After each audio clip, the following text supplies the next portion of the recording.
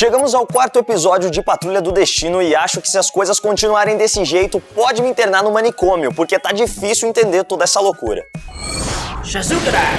O quarto episódio de Patrulha do Destino nos mostra os nossos heróis desajustados, contando com a ajuda de Willoughby Kipling para salvar o universo de uma força que quer destruir tudo o que existe. E olha só, mais uma vez toda essa loucura foi tirada diretamente das páginas dos quadrinhos do jeito que aconteceu. Mas antes de partir para nossa análise desse episódio, vou pedir para você descer aqui, se inscrever no canal e clicar no sininho para ativar as notificações e não perder mais nenhum vídeo da Legião dos Heróis. Essa semana eu falhei com a nossa agenda, tinha que sair vídeo toda segunda, mas eu tava viajando e não consegui voltar pra São Paulo por conta de toda a loucura das chuvas que tava acontecendo aqui. Inclusive eu tô gravando esse vídeo na casa do pessoal do Casamento Nerd, o Ishiro e a Bia, que me cederam esse espaço aqui, esse cenário. Então vão lá também dar uma força no canal do Casamento Nerd, que está aparecendo aqui embaixo, tá aparecendo algum vídeo deles no card também.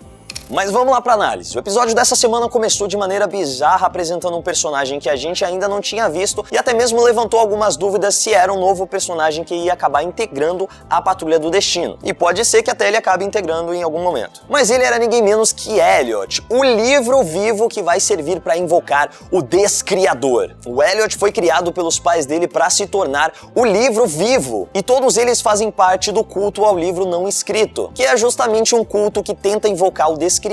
Nos quadrinhos, o Descriador é descrito como a sombra de Deus. Ele é um cara que consegue descriar tudo que existe no universo. E a ideia desse culto é justamente que tudo seja destruído. É uma galera que acredita que através da destruição de tudo que existe, eles vão conseguir salvar o universo. Mas enquanto isso, lá na Mansão Destino, a gente vê os nossos heróis se reunindo e tentando encontrar uma maneira para resgatar o chefe. Apesar disso, esse episódio foge um pouco da trama principal de Patrulha do Destino. E essa busca pelo chefe é deixada um pouco de lado, já que a gente tem uma iminente destruição do universo no meio do caminho. Então a Patrulha do Destino é interrompida por Willoughby Kipling, mais um personagem tirado diretamente dos quadrinhos. Na verdade, essa história é basicamente uma das diversas tramas criadas pelo Grant Morrison na sua fase da Patrulha do Destino. Então a gente tem o culto ao livro não escrito, a gente tem o Willoughby Kipling, a gente tem o Descriador, e inclusive o Kipling é mais um daqueles personagens criados para ser o Constantine e eles não podiam utilizar a imagem do Constantine. Assim como a gente falou naquele vídeo explicando a barata profeta do segundo episódio de Patrulha do Destino. A ideia do Morrison era utilizar o John Constantine nessa história, mas a DC não autorizou o Morrison a usar o Constantine porque as histórias da Patrulha do Destino sempre foram muito viajadas. E por mais que o Constantine fosse um mago, um ocultista que lidasse com forças do inferno, ele ainda tinha uma certa dose de realidade, ainda tinha um certo pé no chão, ele era um personagem mais cru. E a DC tinha medo de que com toda a loucura da Patrulha do Destino ele acabasse adquirindo uma outra imagem que eles não queriam que fosse associada ao Constantine. E por isso o Grant Morrison criou o Kipling. Mas ele consegue ser ainda mais exagerado que o Constantine. Tá sempre xingando, tá sempre bebendo, tá sempre falando palavrão. É um personagem muito mais extremo. O que casou como uma luva pra atuação do Mark Sheppard, que a gente já tinha visto trabalhando com o Jeremy Carver, o produtor de Patrulha do Destino, lá em Sobrenatural. E com isso a gente tem a fórmula pra mais um episódio incrível. Algumas coisinhas estão me incomodando em Patrulha do Destino. Não acho que isso vai ser um incômodo que vai me acompanhar pelo resto da série, mas são coisas pontuais que eu já consigo sentir aqui e que acho que se eles não fizerem uma mudança, pode acabar incomodando mais. Eu tô sentindo que eles estão separando muitos grupos e sempre deixando na mesma maneira, quase como Scooby-Doo quando eles separam o grupo pra procurar por pistas. Então essa ideia de ficar sempre Crazy Jane com o Homem-Robô é legal, ajuda a desenvolver os personagens, mas você sente que eles estão ficando isolados dos outros personagens da Patrulha. A gente tá apenas no quarto episódio, mas eu já tô sentindo um pouquinho de falta de ver os personagens interagindo mais entre si, como a gente teve no primeiro episódio, por exemplo. O modo como o Cyborg fica diminuindo a Rita toda hora também já deu. E acho que a partir desse episódio realmente já vai ter dado. Até porque a gente teve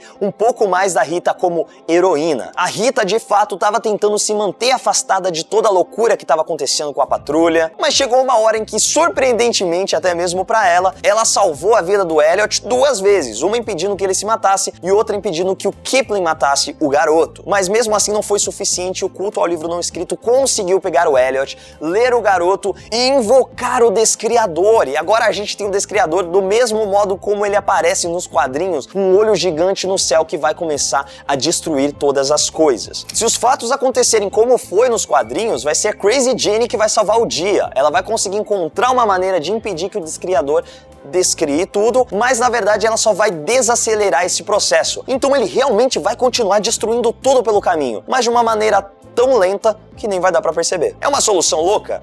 Mas o que não foi louco em Patrulha do Destino até agora? E por falar em Crazy Jane, enquanto eles estavam lá em Nurheim, a gente finalmente conhece a verdadeira personalidade da Jane, que é a Kate Ellis. Então a gente tem um pouco mais de dicas sobre o passado da Crazy Jane, que realmente parece que vai ser bem fiel aos quadrinhos. A Kate Ellis passou por um abuso com o pai dela, é por isso que ela criou várias personalidades para se proteger, é por isso que ela não gosta dessa imagem paterna que o Cliff passa para ela. E depois disso, quando ela já criou personalidades para protegê-la, ela foi novamente abusada, dessa vez em uma igreja. Então é por isso que ela tem aquela reação quando a gente vê o Cliff tentando resgatar o padre lá na igreja da Espanha. Porque outra personalidade da Jane foi abusada dentro de uma igreja e a partir daí ela se fragmentou mais e mais. Então realmente parece que a gente vai ver uma história de origem bem fiel da Crazy Jane ao que aconteceu nos quadrinhos, enquanto o Cliff continua tentando encontrar a sua identidade. Ele funciona muito bem como um alívio cômico, mas também tá trazendo um certo drama pra série, não só pra ele, mas pra Crazy Jane. Então realmente são personagens que ajudam a se evoluir, são personagens que funcionam muito bem juntos, mas eu ainda quero ver mais desses personagens interagindo com os outros da Patrulha do Destino. Dessa vez o Larry, que foi o personagem principal do episódio anterior, acabou ficando um pouco de lado, mas o espírito negativo tava tentando mostrar alguma coisa pra ele. Mas e aí, será que naquela cena ele tava realmente querendo mostrar, olha, eu tô te manipulando através da tortura e você vai ter que aceitar isso? Ou tem alguma coisa ali por trás, ele tá tentando mostrar que o chefe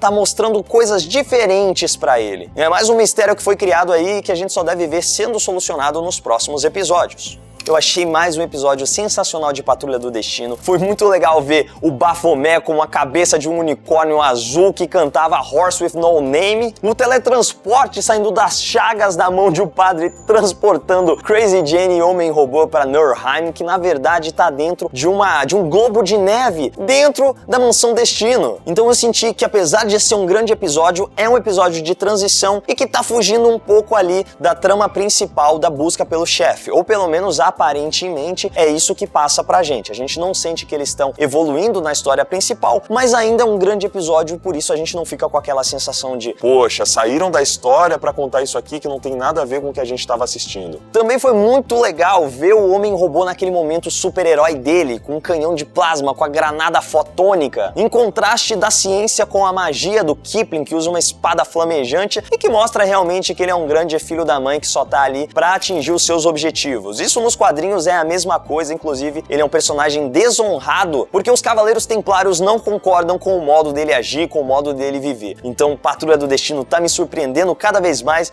e eu tô ficando maluco junto com eles. Mas e você? Comenta aí embaixo o que você achou desse último episódio, se você gostou dele ou se você preferia continuar vendo a busca pelo chefe. Aproveita para seguir a Legião dos Heróis nas redes sociais e me segue lá também. E não se esqueça de seguir o pessoal do Casamento Nerd, tá cedendo espaço pra gente aqui. É isso, Legionários, e que a força esteja com vocês. O quarto episódio de Nurheim no Destino.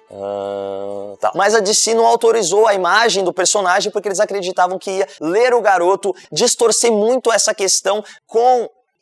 Meu Deus, o gato quase derrubou o cabo da Nurheim. Ô, gente, que nome difícil, né?